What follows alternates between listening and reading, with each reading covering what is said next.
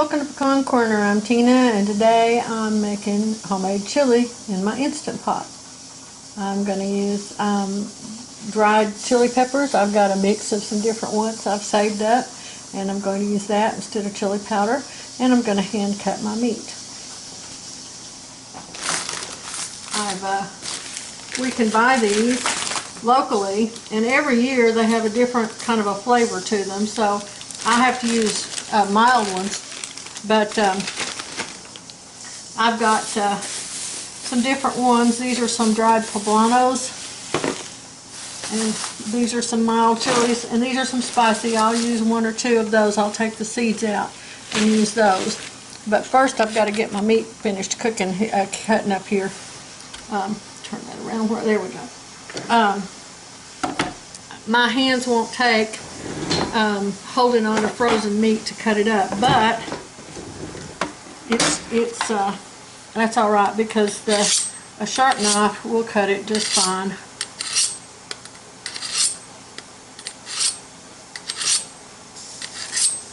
I've already cut up quite a bit of it. I'm cutting up some roasts and some sirloin steak. You can use whatever you've got. You can make it with ground beef. You can make it with anything that might be a little bit tough, and you could do it with just whatever you have. Whatever you have on hand. Now then, I'm not going to worry too much about, I'm not going to take the fat, what fat there is off of it. I will remove gristle, but not fat, because we need a little fat in this. In fact, I'll probably brown the meat in some lard to be sure that we get enough fat for it to cook into. That seems to help tenderize it when it cooks in fat.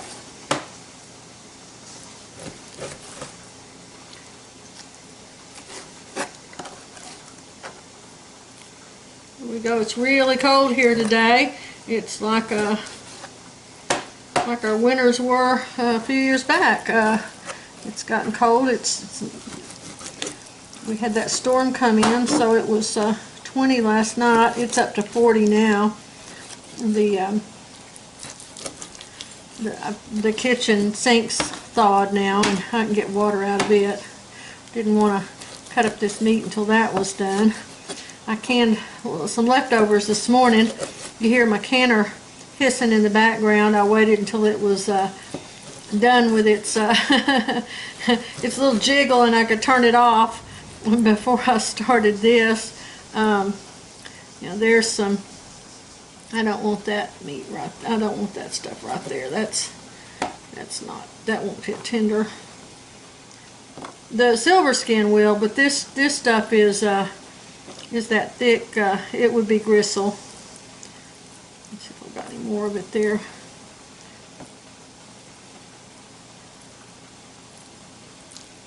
Okay, and you can cut this into the size pieces that you prefer. I like them a little bit smaller than bite size, but I don't want it minced.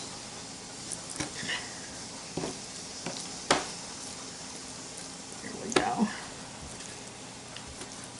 Originally, chili would have been made out of what was left over after you butchered a cow or something, and you had all these little pieces and bits.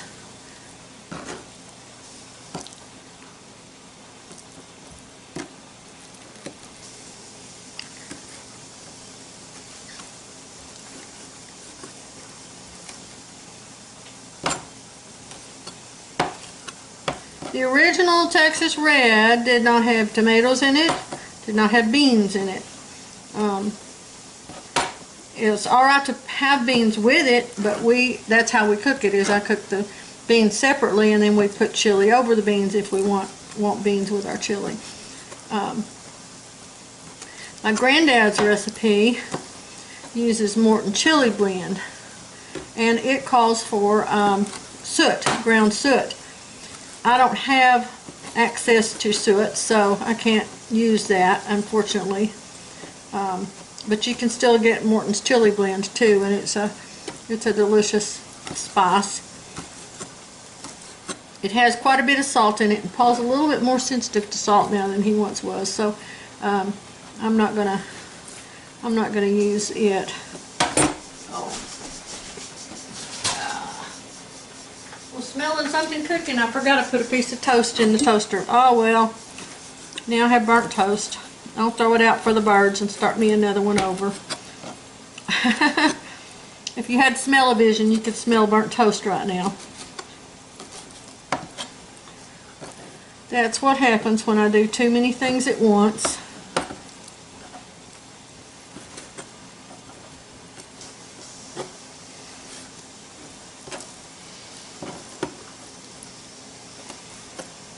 I'm going to finish getting this cut up, and then I will be back and show you where we go from there.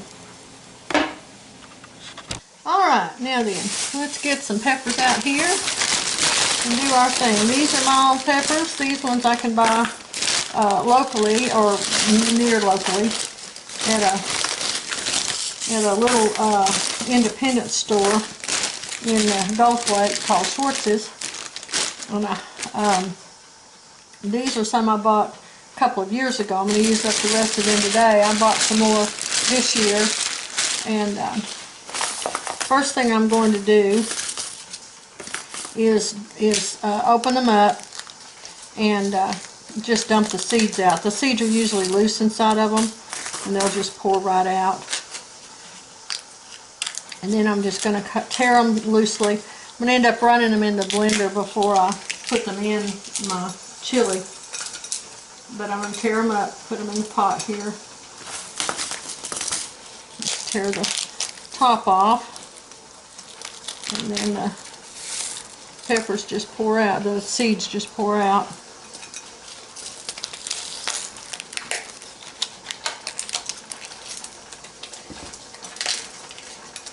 You could grind them dry too if you wanted to use them that way. I've got my my meat in my Instant Pot here, and I've got it on simmer, so I'm starting to saute. So I'm starting to brown it. I want to cook it for a while before I put these in. I won't. It'll be cooking before I put these in. The peppers they lose something if you put them in too early.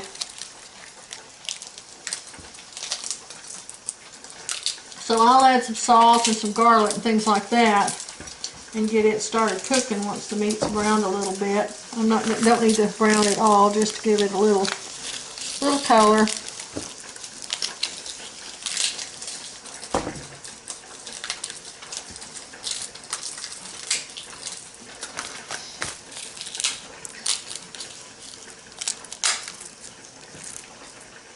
That one didn't seem to have any seeds in it, did it?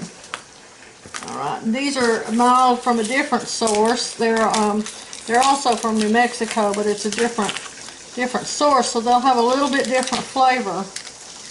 And that's kind of what you want with these chili blends.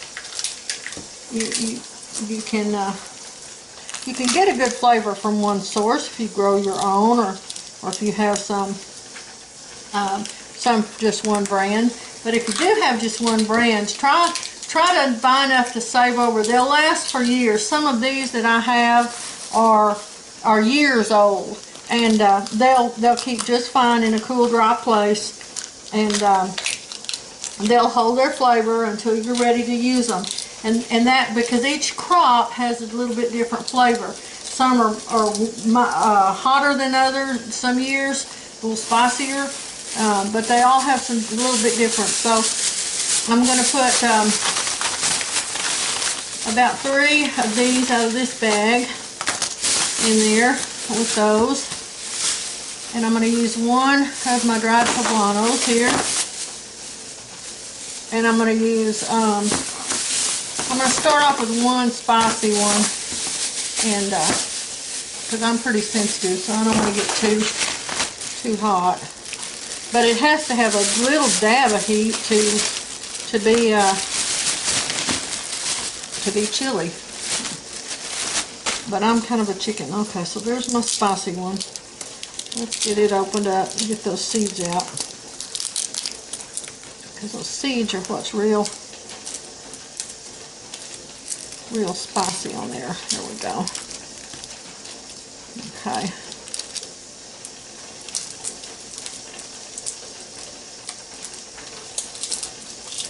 Okay, now my poblano. Break it open.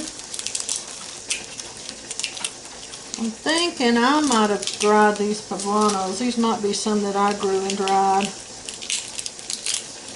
several years back.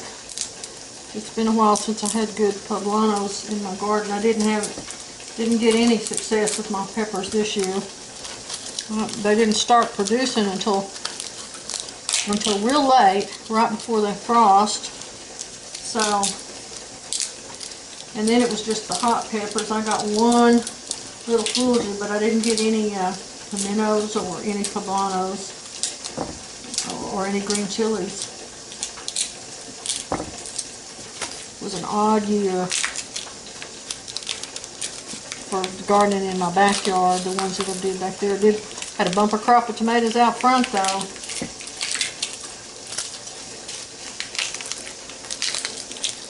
Okay, now then, I'm going to cover this with water,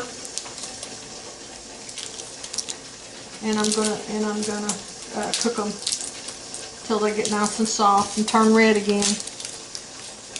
These were ripe, fully ripe and red when they were dried. Like here's some of my red peppers. All peppers once they get ripe will turn either yellow or red, but they're not usually green when they're ripe. If you leave them, they'll just keep on getting redder. Okay, now then, let's put some water in this and put those on the stove and get them started warming. Stir up my meat here. Let me bring you over here where you can see what's going on. Okay, I'm putting in a whole pot of garlic.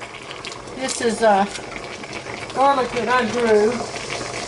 And so there are 1, 2, 3, there are 6 cloves in it. 6 pretty good sized cloves, relatively good sized cloves. So.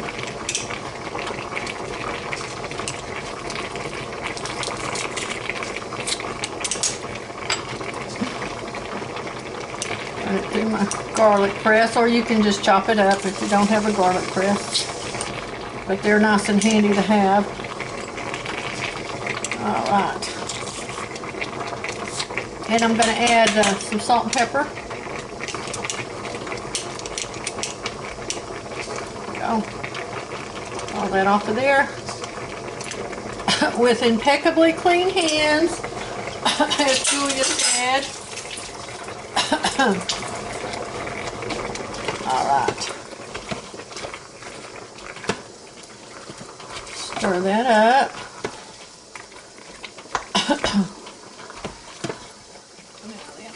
Put in some salt, not a big lot, but some.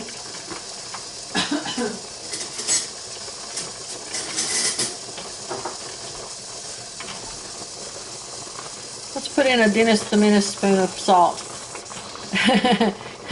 About a teaspoon and a half, just to start with.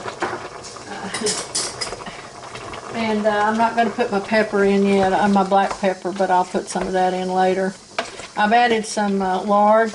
I added about half a cup of lard to this.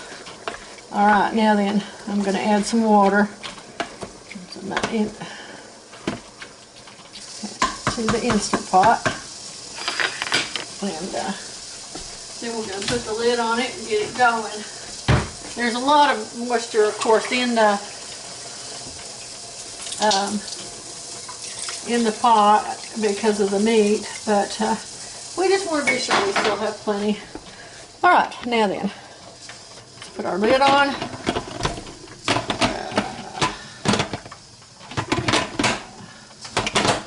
There we go. Get it locked. Okay. I'm going to put it at, oops. I'm going to put it at high pressure for, I'm going to do it for 40 minutes.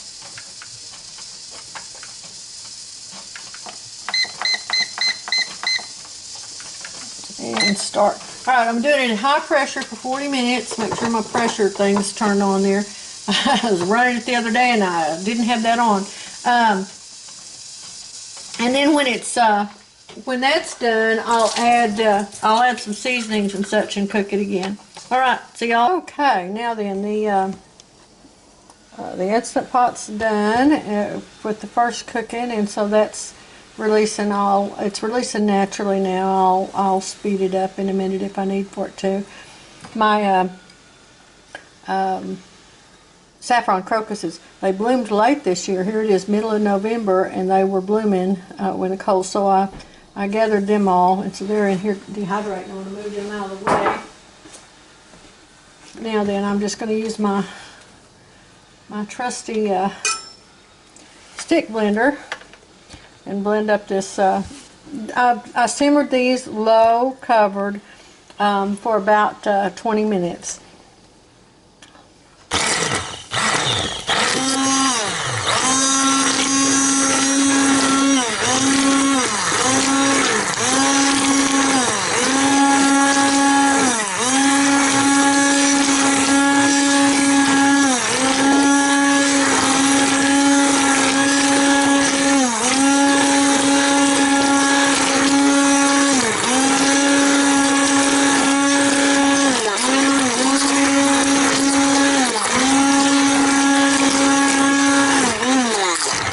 I'm going to continue doing this. You don't need to listen to it, and then I'll be... Okay, now then, as you can see, it's a good, just a nice slurry now.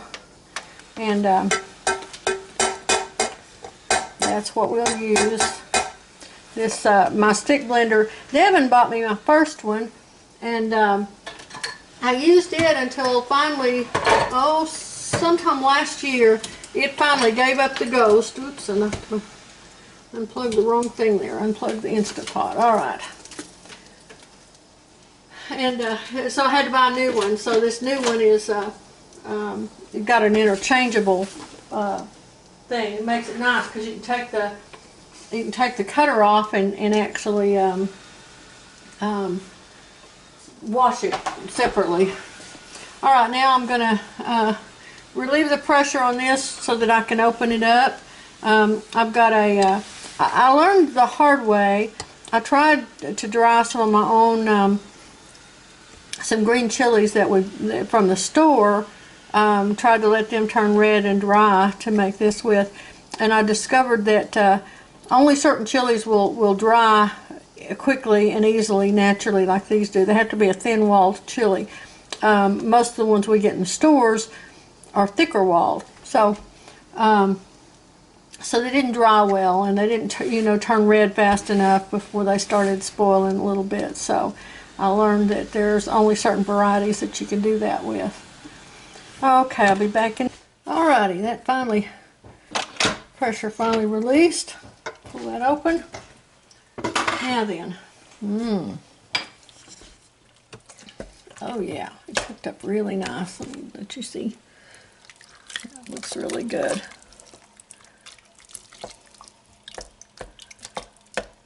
Alright, now then, get up. I'm just gonna put, and I'll put I know I'm not measuring certain things, but I'll put a recipe down in the, I've made this before. I have a different video about it, but needed to make it again, so I have a better camera now, so figured I'd update it a little bit. And I'll put the recipe in the comment for you.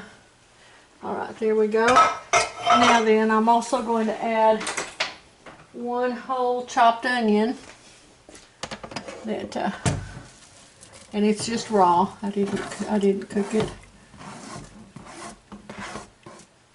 Okay, there we go. And I'm going to add some oregano, and this is my oregano my friend Deborah grows, her organic.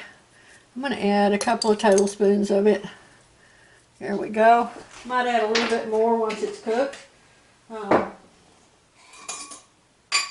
going to add a tablespoon of Camino. There we go. That's what makes it chili, is that Camino. I'll tell you what, that's a flavor without which you almost can't make chili. I wouldn't think you could make it without. You better tell them what Camino is. Most people. Camino is cumin. Thank you. Yes. Yes, cumin. All right, now then, let's stir that up. Oh. I added salt the first thing, so I'm still not going to add any more until it's cooked and I'm tasted it. I'm going to add a little black pepper. I'm going to add about about half a teaspoon of black pepper right now.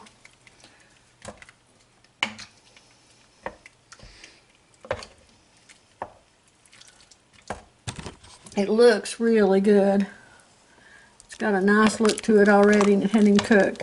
Now then, I'm going to put the pot back together and I'm going to cook it at, I haven't done this before, so I'm going to just test this out here.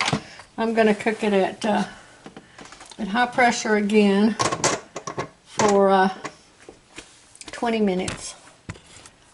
Oops, let's get this down so we can see it.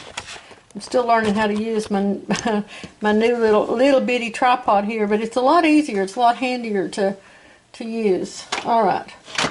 Now then, let's let's lock it. Okay, menu, high pressure, time, 20 minutes,